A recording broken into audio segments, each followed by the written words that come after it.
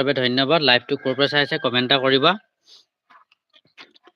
সিদ্ধাৰ্থ শৰ্মা আৰু শ্যামকানু মহন্তৰ কথাটো পাতি আছো। জুবিন দা হত্যা কৰাৰ পিছত তেহেঁতৰ যি শাস্তি হৈ আছে তাৰ ওপৰতে কথা পাতিছো।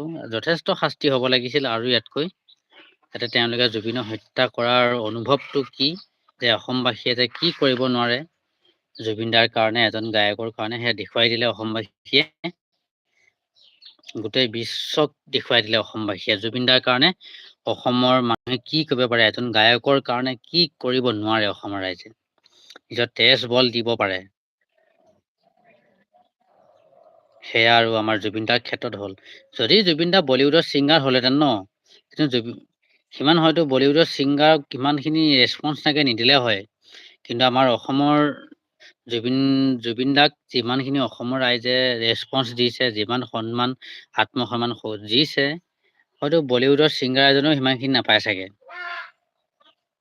জুবিন দাইটো কৈছে ন, বলিউডৰ ছিংগাৰ মৰিলে মানে মুম্বাই কেতিয়াও বন্ধ নহয়, মুম্বাই সদায় চলি যাব, আগৰ দৰে চলি যাব, গান গাই থাকিব। কিন্তু জুবিন দা মৰাৰ কাৰণে অসমখন 7 দিন বন্ধ হ'ব বুলি কৈছিলে, একদম সঁচাকৈ আখৰে আখৰে ফুলালে জুবিনদাৰ সেই কথা। কাৰণ তেওঁ ভগৱান যে, তেওঁ অতীতৰ ভৱিষ্যতৰ কথা তেওঁ আগতেই কৈ থৈছে, কি হ'ব অসমত, কেনেকুৱা পৰিস্থিতি হ'ব পাৰে। সেয়া আচলতে এজন ভগৱানৰ গুণ থকা মানুহ, সেইবাবে তেখেতক ভগৱান বুলিয়েই গণ্য কৰিছে অসমৰ ৰাইজে, আৰু ঈশ্বৰৰ পুত্ৰ বুলি তেওঁক অভিহিত কৰিছে। সেই দেউতাকজনো ভাগ্যৱান হ'ব লাগিব, জুবিন দাৰ দেউতা।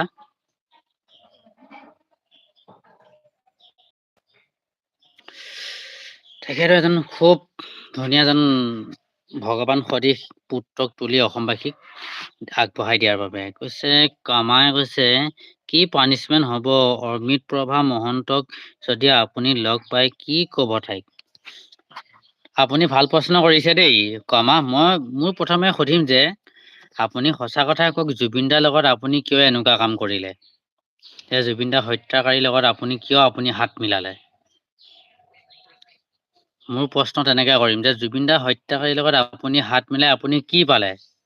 যে ভাবিছিলে নেকি যে অসমবাসী ইমান মূৰ্খ এজন গায়কৰ কাৰণে একো নকৰে বুলি? আপুনি আজি দেখি পালে নিজ চকুৰে জীয়াই থাকোতে, জুবিন দাৰ কাৰণে, এজন গায়কৰ কাৰণে আমাৰ অসমবাসীয়ে কি কৰিব নোৱাৰে।